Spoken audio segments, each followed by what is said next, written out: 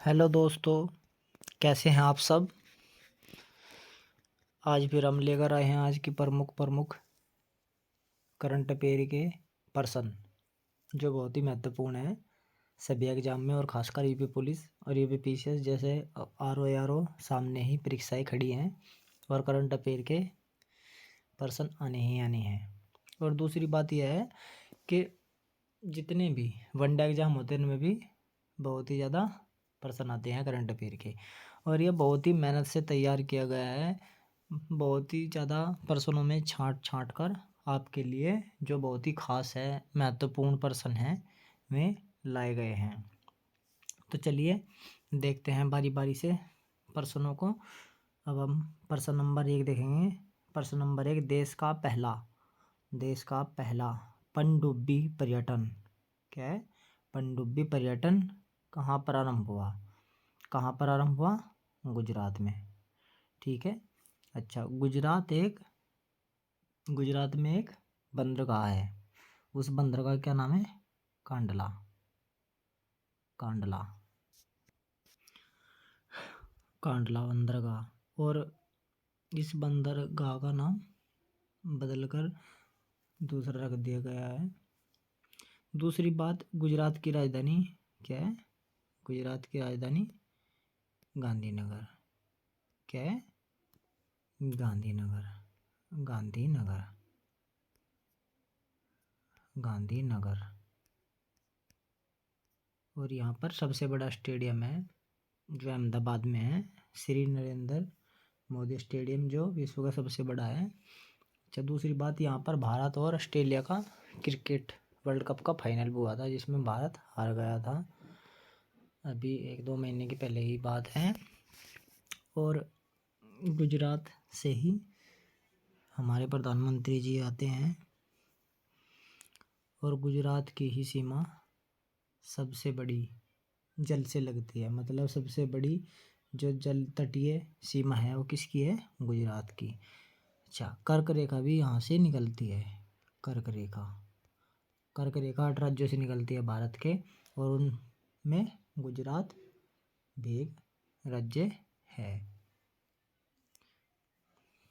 चलिए अगले पढ़ लेंगे अगला प्रश्न देखते हैं। प्रश्न नंबर 2, 100 अरब डॉलर की संपत्ति वाली दुनिया की पहली महिला कौन बनी? पहली महिला पूछा है, पहली महिला, और वो भी दुनिया की। तो ये प्रश्न अपने आप में बहुत ही ज़्यादा खास हो जाता है क्योंकि पहली महिला भी जहाँ भी होता है ना वो बहुत ही इम्पोर्टेंट पर्सन हो जाता है, बहुत ही इम्पोर्टेंट पर्सन हो जाता है। उसका क्या नाम है? फ्रांसवा वेटन कोटमेयर्स, और ये फ्रांस की महिला है।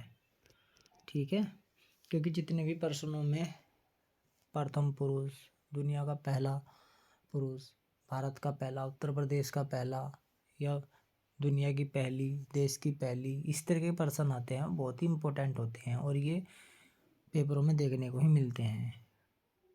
ठीक है, चलिए अगला प्रश्न देखते हैं। प्रश्न नंबर 3, ब्रिक्स की सदस्यता किसने वापस ली? अब ब्रिक्स की सदस्य किसने वापस ली? अर्जेंटीना ने। अभी हाल ही में ब्रिक्स का 16वां, कौन सा? 16वां शिखर सम्मेलन हुआ ब्रिक्स का और इसमें 5 देश जुड़े हैं। ईरान, मिस्र, सऊदी अरब, संयुक्त अरब अमीरात और इथोपिया। ये 5 देश जुड़े हैं। 6 जुड़ना था लेकिन अर्जेंटीना ने, क्योंकि वहाँ भी अभी नए नेता, जो उनके नेता बने हैं, उन्होंने मना कर दिया, इनकार कर दिया बनने से। तो अब ब्रिक्स के देशों की संख्या कितनी हो गई है? टोटल 10। और ब्रिक्स में कितने देश हैं? ब्रिक्स में कितने देश हैं? 10। और ब्रिक्स की स्थापना कब हुई थी? 2006 में। और 2006 में कितने देश थे शुरू में? 4। और ब्रिक्स में BRICS ब्रिक्स, बी से ब्राज़ील, आर से रूस, आई से इंडिया और सी से चाइना और एस से साउथ अफ्रीका बनता है। और इसी क्रम में इनका आयोजन करने का नंबर आता है। जैसे पिछले साल साउथ अफ्रीका के जोहान्सबर्ग में हुआ था अगस्त में 2023 में, और अब किसका नंबर था, एस से ब्राज़ील का। लेकिन ब्राज़ील ने मना कर दिया था क्योंकि G20 का भी आयोजन कहाँ हुआ था, ब्राज़ील में हुआ था, तो इस करके उसने मना कर दिया था। तो बी के बाद आर मतलब रूस, उसका आयोजन कहाँ से हुआ है, रूस में हुआ है। बाकी इसके बारे में डिटेल से हम जानेंगे दूसरी अलग से वीडियो ब्रिक्स के बारे में, क्योंकि बहुत ही खास है, बहुत ही ज़्यादा खास है। और बाकी हम अलग से इसकी वीडियो देख लेंगे। तो कौन सा देश है जिसने अभी सदस्यता वापस ली है, अर्जेंटीना ने। अगला प्रश्न देख लेंगे, प्रश्न नंबर 4, वाइट भारत मैटर्स पुस्तक के लेखक कौन है। तो इस पुस्तक के लेखक कौन है, ये पुस्तक का क्या नाम है, वाइट भारत मैटर्स। तो भारत के विदेश मंत्री जो अभी वर्तमान में है, ये क्या है, वर्तमान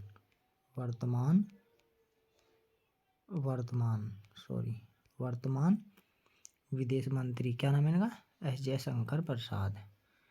ये वर्तमान है, अभी जो चल रहे हैं, वर्तमान।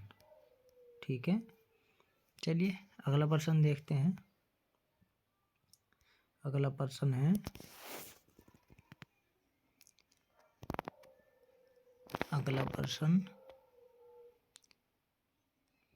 प्रश्न नंबर 5, राम मंदिर राष्ट्र मंदिर एक साझी विरासत की पुस्तक का विमोचन किसने किया है। अब किसने किया इसका विमोचन, आरिफ मोहम्मद खान ने, जो केरल के राज्यपाल हैं। और इस जो ये पुस्तक है, इस पुस्तक के लेखक कौन है, गीता सिंह और आरिफ खान भारती। कौन है, भारती, आरिफ खान भारती इसके लेखक हैं। और ये पुस्तक राम से संबंधित और मंदिर से, जो अयोध्या में राम मंदिर बना है उसकी विरासत से संबंधित है। और ये इम्पोर्टेंट इसलिए हो जाता है क्योंकि अभी फ़िलहाल में ही राम मंदिर से संबंधित गतिविधि बहुत ही ज़्यादा हो रही है, जो समाचार पत्रों में देखने को मिलती है। दूसरी बात, यूपी से संबंधित जितने भी एग्जाम, जैसे यूपी पुलिस, यूपी PCS, और क्योंकि अयोध्या भी कहाँ है, अयोध्या भी उत्तर प्रदेश का एक ज़िला है। ठीक है, और ये इसलिए भी खास कर है। चलिए अगला प्रश्न देखते हैं। प्रश्न नंबर 4, प्रारंभिक आपदा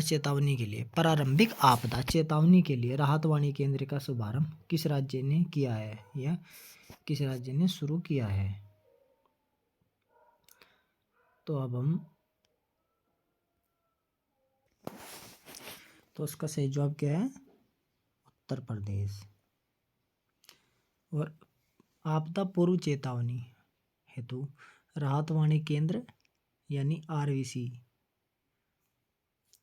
उत्तर प्रदेश सरकार ने इसका उद्घाटन किया है। कहाँ किया है, लालबाग लखनऊ में। कहाँ सी, लालबाग लखनऊ में, लालबाग लखनऊ में। अच्छा, किसने किया है, जो उत्तर प्रदेश के मुख्य सचिव दुर्गा शंकर हैं। अच्छा, इसमें क्या क्या है, इसमें 6 कर्मियों की एक टीम है, और इसमें 30 मिनट से 1 घंटे पहले मोबाइल पर मैसेज, SMS या मोबाइल नोटिफिकेशन से सूचना दी जाएगी जब भी कोई आपदा आएगी, उससे पूर्व चेतावनी है। तो इस राहत वाणी केंद्र का यही मकसद है। और इसमें 68 स्वचालित मौसम स्टेशन और 132 स्वचालित वर्षा गेज सूचना देंगे। ठीक है, और 5 डॉपलर रडार की भी स्थापना की जाएगी इसमें। तो ये है, तो ये दुर्घटना से बचने और आकस्मिक मृत्यु और इन सब के लिए किया गया है।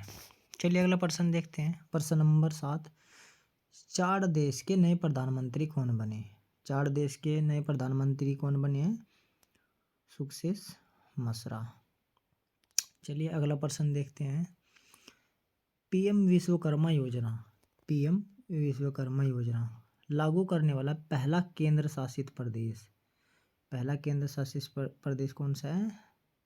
राज्य जम्मू कश्मीर, ठीक है। और जम्मू कश्मीर से कौन सा राज्य अलग हुआ है? लद्दाख, वो भी क्या है? केंद्र शासित प्रदेश। कितने केंद्र शासित प्रदेश अभी भी वर्तमान में? 8। और राज्य कितने? 28, ठीक है। अच्छा, तो अब ये पीएम विश्वकर्मा योजना क्या है? अब इसकी शुरुआत प्रधानमंत्री ने 15 अगस्त, मतलब घोषणा इसकी 15 अगस्त को की थी, 15 अगस्त 2023, ठीक है। और इसको लागू कब से किया गया? अपने जन्मदिन या विश्वकर्मा जी के जन्मदिन से, 17 सितंबर, 17 सितंबर से इसको प्रारंभ किया गया है। इसमें क्या क्या है?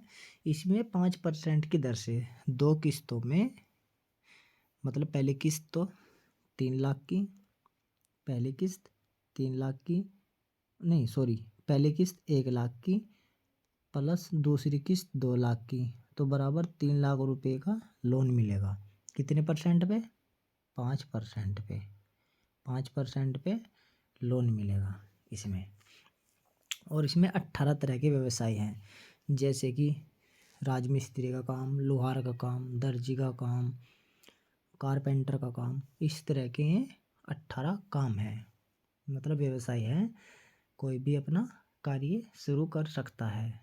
ये इस तरह की योजना है। और इसमें एक प्रमाण पत्र और एक आईडी कार्ड भी मिलेगा। और इसमें सरकार ने क्या प्रावधान रखा है?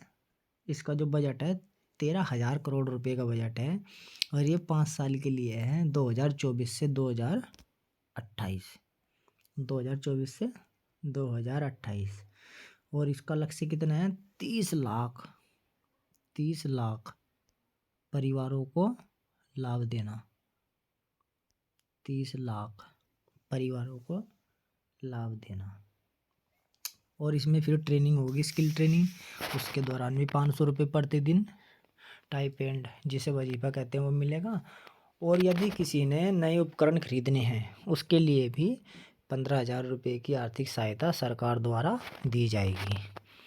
तो ये बहुत ही अच्छा कदम है भारत सरकार की तरफ से। और ये खास हो जाता है क्योंकि ये जिन्हें ज़रूरत है, जो कामदार आदमी हैं और जो गरीब हैं, वे इसका लाभ ले सकते हैं। हाँ, एक इसका ये भी है कि जिस घर में नौकरी है उस घर में ये अप्लाई नहीं कर सकते, और इसमें 18 साल की उम्र होनी चाहिए। जो व्यवसाय करने वाला आदमी है उसकी 18 साल की उम्र होनी चाहिए, 18 साल की। चलिए अगला देखते हैं प्रश्न नंबर 9। MS स्वामीनाथन पुरस्कार से किसे सम्मानित किया गया? MS स्वामीनाथन पुरस्कार किसे सम्मानित किया? तो कौन सा पुरस्कार है? MS स्वामीनाथन पुरस्कार प्रोफेसर BR काम्बोज को। कौन है? Professor BR Kamboj. और ये CCS हरियाणा कृषि यूनिवर्सिटी के कुलपति है। CCS का मतलब है चौधरी चरण सिंह हरियाणा कृषि यूनिवर्सिटी के कुलपति है। जो ये यूनिवर्सिटी हिसार में है। हिसार एक जिला है हरियाणा का, और हरियाणा की राजधानी चंडीगढ़ है। और इस यूनिवर्सिटी की स्थापना कब हुई थी? 1970 में हुई थी। और मेरठ में भी एक यूनिवर्सिटी है, CCS यूनिवर्सिटी, चौधरी चरण सिंह यूनिवर्सिटी मेरठ।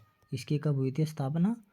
1965 में, ठीक है। कभी भी चल जाए आप, तो इसलिए बताया क्योंकि ये उत्तर प्रदेश में है, तो इस तरीके से पूछ सकते हैं। और ये कृषि यूनिवर्सिटी है, बहुत ही ज़्यादा फेमस यूनिवर्सिटी है, एक सार्वजनिक यूनिवर्सिटी है, मतलब सरकारी यूनिवर्सिटी है। और इसके बारे में हम थोड़ा सा जान लेंगे कि ये है क्या, क्योंकि ये जो पुरस्कार है MS स्वामीनाथन भारत में कृषि हरित क्रांति के जो जनक थे उनके सम्मान में दिया जाता है कृषि के क्षेत्र में। ठीक है बच्चों। अच्छा, और ये जो इसको देता है trust for advancement of agriculture sciences, एक संस्था है वो देती है, और इसकी शुरुआत 2004 में, इसकी शुरुआत 2004 में हुई थी। इस पुरस्कार को देने की, स्वामीनाथन पुरस्कार को देने की 2004 में हुई थी। और सबसे पहला पुरस्कार, क्योंकि उस टाइम राष्ट्रपति अब्दुल कलाम जी थे, तो उस टाइम जो पुरस्कार दिया गया था डॉक्टर नॉर्मन ई बोरलॉग को दिया गया था 2005 में। और बोरलॉग को शांति का नोबेल पुरस्कार भी मिला है। और डॉक्टर नॉर्मन ई बोरलॉग हरित क्रांति के जनक है विश्व में। और भारत के हरित क्रांति के जनक कौन है? MS स्वामीनाथन, जिसके नाम पर ये पुरस्कार दिया जाता है 2004 से। ठीक है। अच्छा, 13वां किसे मिला है स्वामीनाथन पुरस्कार? 13वां मिला है डॉक्टर सुरेंद्र M सहगल को। और 14वां किसे मिला है? प्रोफेसर किसे मिला है? BR काम्बोज। ठीक है। और किसने दिया है 14वां? कर्नाटक के राज्यपाल थावरचंद गहलोत ने एक प्रोग्राम में जो ग्वालियर में हो रहा था वहाँ पर इनको दिया गया है। ये कृषि के क्षेत्र में दिया गया है। चलिए आगे देखते हैं। और आखिरी प्रश्न आज का, एक साथ 108 स्थानों पर सामूहिक, मतलब सबने एक साथ सामूहिक सूर्य नमस्कार करने का गिनीज रिकॉर्ड किस राज्य ने बनाया? किस राज्य ने बनाया? गुजरात ने बनाया। और यहाँ पर बहुत ही बड़ा प्रोग्राम किया गया था। और यहाँ पर श्री नरेंद्र मोदी जी भी, जो हमारे PM हैं, उनकी देखरेख में सब काम हुआ। और 108 स्थानों पर किया गया है, क्योंकि वहाँ पर एक प्रसिद्ध सूर्य मंदिर भी है, मोढेरा का सूर्य मंदिर। और कोणार्क का सूर्य मंदिर कहाँ है? उड़ीसा में, जिसे ब्लैक पगोड़ा कहा जाता है। ठीक है। गुजरात की राजधानी पहले बताया था, गुजरात की राजधानी गांधीनगर है। और गुजरात में एक यूनिटी, मतलब सबसे ऊंची स्टैचू ऑफ यूनिटी है सरदार वल्लभ भाई पटेल की, जो नर्मदा जिले में है। चलिए आज के यहीं जो प्रमुख प्रश्न थे हमने देख लिए हैं। और उम्मीद है कि आपको पसंद आए होंगे, क्योंकि ये बहुत ही प्रमुख प्रश्न है। करंट अफेयर तो बहुत होती है रोज की रोज, लेकिन जो बिल्कुल खास हैं वे हम चुनकर लाए थे आपके लिए। और आपके लिए बहुत ही हेल्पफुल रहेंगे सभी एग्ज़ाम में, खासकर UP पुलिस और UP PCS में अभी जो आने वाले हैं, जस्ट अभी जो समय है उसके लिए बहुत ही महत्वपूर्ण है। तो चलिए दोस्तों, फिर अब अपना अध्ययन करिए। धन्यवाद।